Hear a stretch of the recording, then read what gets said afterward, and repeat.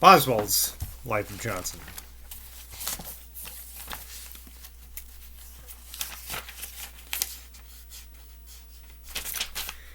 The 5th of November was at that time kept with great solemnity at Pembroke College, and exercises upon the subject of the day were required. Oh, is that Guy Fawkes Day, right? Johnson neglected to perform his, which is much to be regretted, for his vivacity of imagination and force of language would probably have produced something sublime upon the gunpowder plot. See, I know my British history.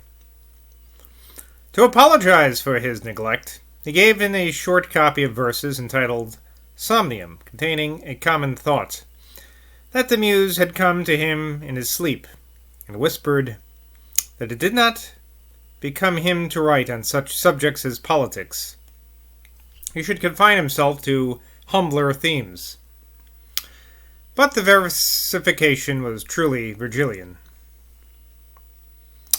He had a love and respect for Jordan, not for his literature, but for his worth. Whenever, said he, a young man becomes Jordan's pupil, he becomes his son.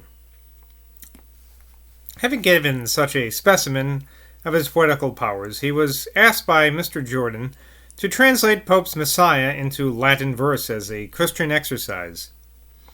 He performed it with uncommon rapidity, and in so masterly a manner that he obtained great applause from it, which ever after kept him high in the estimation of his college, and, indeed, of all the university.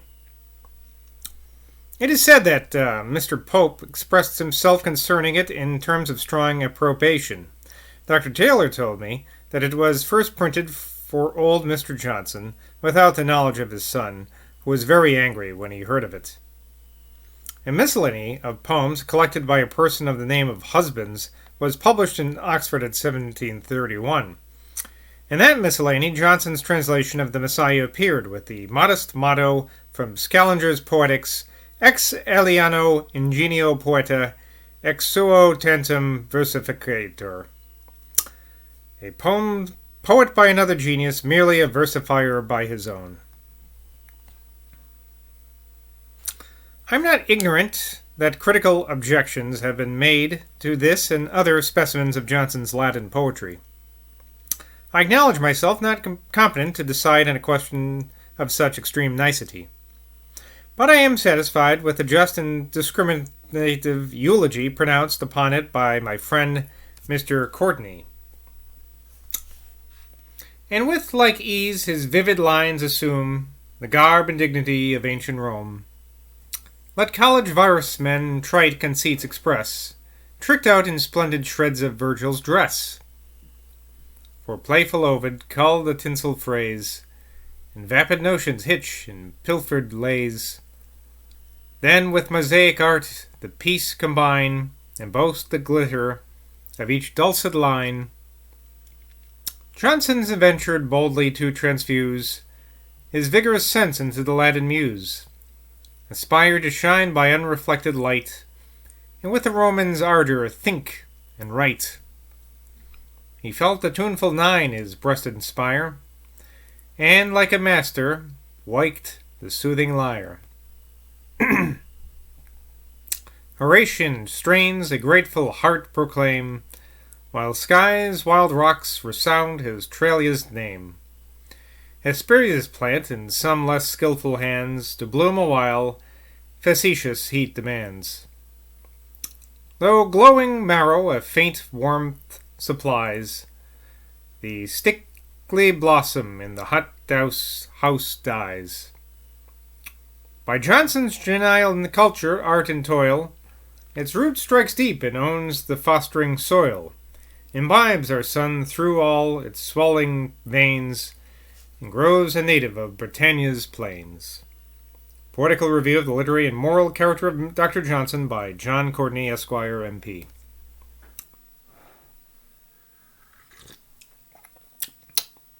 The morbid melancholy, which was lurking in his constitution, and to which we may ascribe those particularities, and that aversion to a regular life which, at a very early period, marked his character, gathered such strength in his 20th year as to afflict him a dreadful manner.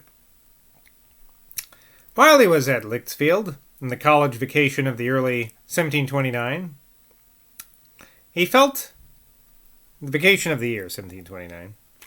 himself overwhelmed with a horrible hypochondria, with perpetual irritation, fretfulness, and impatience, and with a dejection, gloom, and despair which made existence misery. From this dismal malady he never afterwards was perfectly relieved, and all his labors and all his enjoyments were but temporary interruptions of its baleful influence. How wonderful, how unsearchable are the ways of God! God. Johnson, who was blessed with all the powers of genius and understanding in a degree far above the ordinary state of human nature, was at the same time visited with a disorder so afflictive that they who know it by dire experience will not envy his exalted endowments. That it was, in some degree, occasioned by a defect in his nervous system, that inexplicable part of our frame appears highly probable.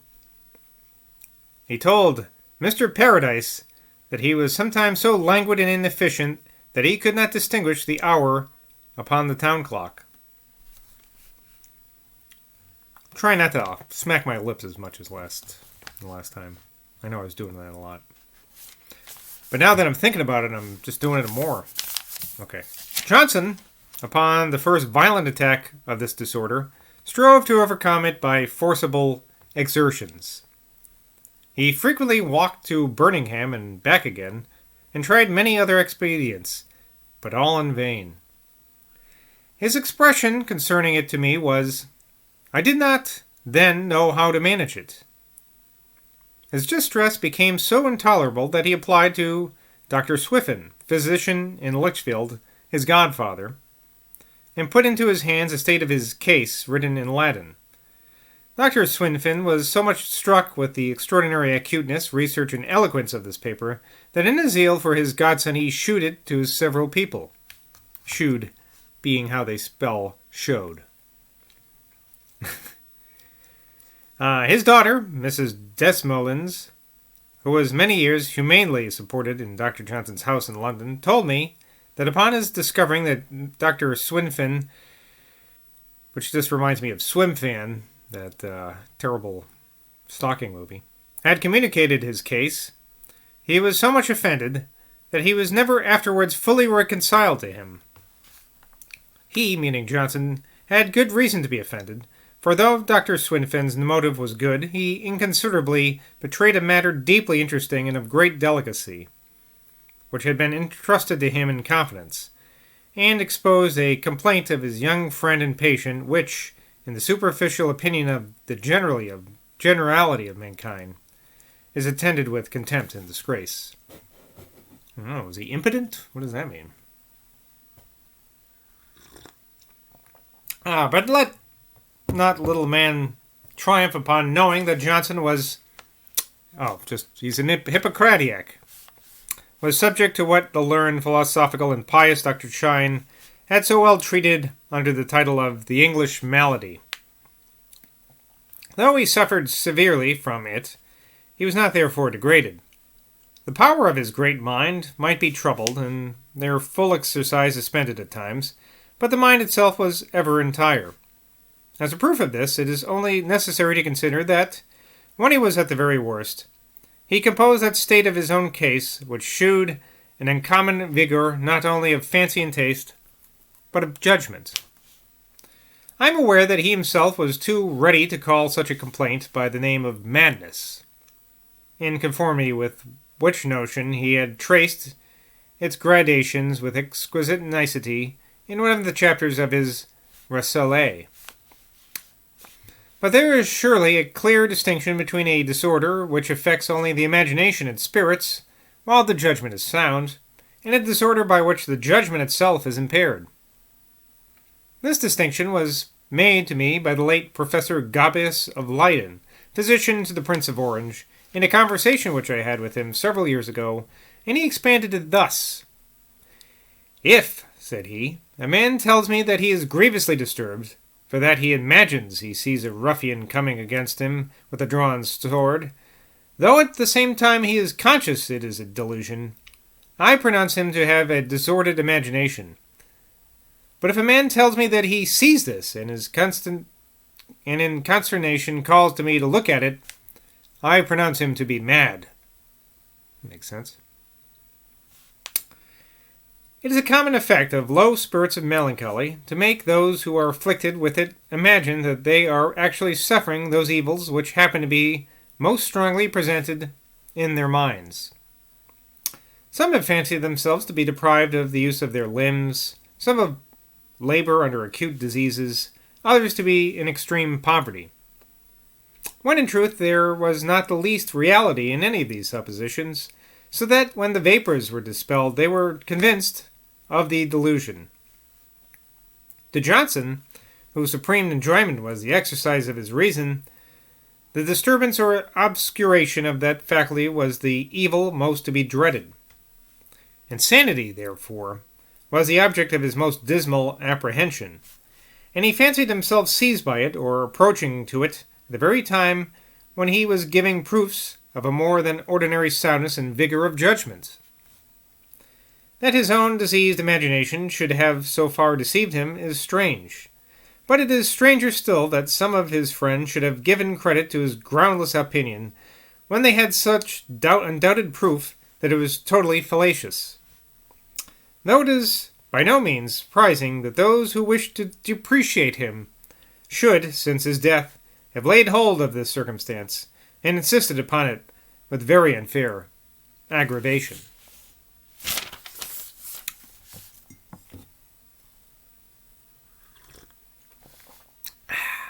Amid the opposition and distraction of a disease which very few have felt in its full extent, but many have experienced in a slighter degree, Johnson in his writings and in his conversation never failed to display all the varieties of intellectual excellence. In his march through the world to a better, his mind still appeared grand and brilliant, and impressed all around him with the truth of Virgil's noble sentiment, Ignis est olis vigor et colitis aurigio, or, to those seeds of flame like vigor pertains, in an origin celestial, from the Aeneid. The history of his mind, as to religion, is an important article. I have mentioned the early impression made upon his tender imagination by his mother, who continued her pious care with assiduity, but in his opinion not with judgment. Sunday, said he, was a heavy day to me when I was a boy. My mother confined me on that day and made me read The Whole Duty of Man, from a great part of which I could derive no instruction. When, for instance, I had read this chapter on theft, which from my infancy I had been taught was wrong, I was no more convinced that theft was wrong than before, so there was no accession of knowledge. A boy should be introduced to such books by having his attention directed to the arrangement, to the style, and other excellencies of composition, that the mind being thus engaged by an amusing variety of objects may not grow weary. He communicated to me the following particulars upon the subject of his religious progress. I fell into an inattention to religion or an indifference about it in my 9th year. The church at Litchfield, in which we had a seat, wanted reparation, so I was to go and find a seat in other churches. And having bad eyes, and being awkward about this, I used to go and read in the fields of Sunday. This habit continued till my 14th year, and still I find it a great reluctance to go to church. I then became a sort of lax talker against religion, for I did not so much think against it, and this lasted till I went to Oxford, where it would not be suffered. When at Oxford, I took up Law's serious call to a holy life, expecting to find it a dull book, as such books generally are, and perhaps to laugh at it. But I found Law quite an overmatch for me, and this was the first occasion of me thinking in earnest of religion, after I became capable of rational inquiry. Footnote here. Mrs. Piozzi has given a strange, fantastical account of the original of Dr. Johnson's belief in our most holy religion. At the age of 10 years, his mind was disturbed by scruples of infidelity, which preyed upon his spirits and made him very uneasy. The more so, as he revealed his uneasiness to none, being naturally, as he said, of a sullen temper and reserved disposition. He searched, however, diligently but fruitlessly for evidence of the truth of revelation, and at length, recollecting a book he had once seen, I suppose at 5 years old, in his father's shop, entitled De Variete Religionis, etc., he began to think himself highly culpable for neglecting such a means of information, and took himself severely to task for this sin, adding many acts of voluntary and to others unknown penance.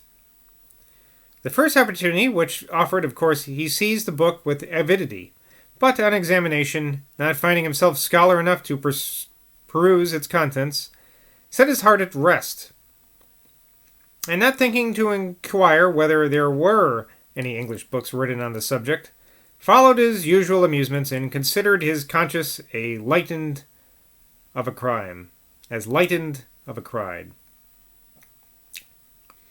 He redoubled his diligence to learn the language that contained the information he most wished for, but from the pain which guilt, namely having omitted to read what he did not understand, had given him, he now began to deduce the soul's immortality,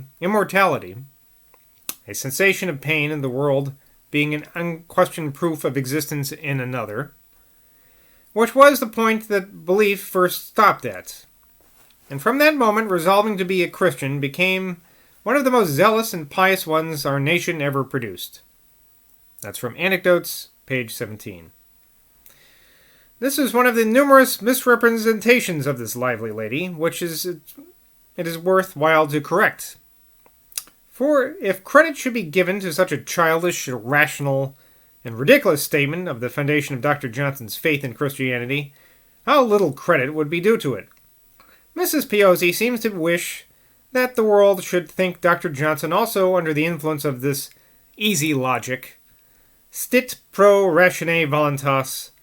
Let my wishes to reason be reason enough, as Juvenal said. End of footnote. Oh my god. Okay. Back to the story at hand. Okay. From this time afterwards, religion was the predominant object of his thoughts, though, with the just sentiments of a conscientious Christian, he lamented that his practice of its duties fell far short of what it ought to be. So his real change came after he read a big book. Serious Call to a Holy Life. Okay, not that story that lady was telling you. Anyway, this instance of a mind such as that of Johnson being first disposed, by an unexpected incident, to think with anxiety of the momentous concerns of eternity, and of what he should do to be saved, may forever be produced in opposition to the superficial and sometimes profane contempt that has been thrown upon those occasional impressions which it is certain many Christians have experienced. Though it must be acknowledged that weak minds, from an erroneous supposition that no man is in a state of grace who has not felt a particular conversion, have, in some cases, brought a degree of ridicule upon them. A ridicule of which it is inconsiderate or unfair to make a general application. How seriously Johnson was impressed with the sense of religion, even in the vigor of his youth, appears from the following passage in his minutes kept by way of diary. September 7th, 1736. I have this day entered upon my 28th year. Mayest thou, O God, enable me, for Jesus Christ's sake, to spend this in such a manner that I may receiveth comfort from it at the hour of death and in the day of judgment. Amen. And amen indeed. I'll be stopping there. It's taking me a while to get into this, but hey, we're only on page 52. We've got a long way to go. So I'm sure I'll get into it eventually. Till next time, bye from Boswell.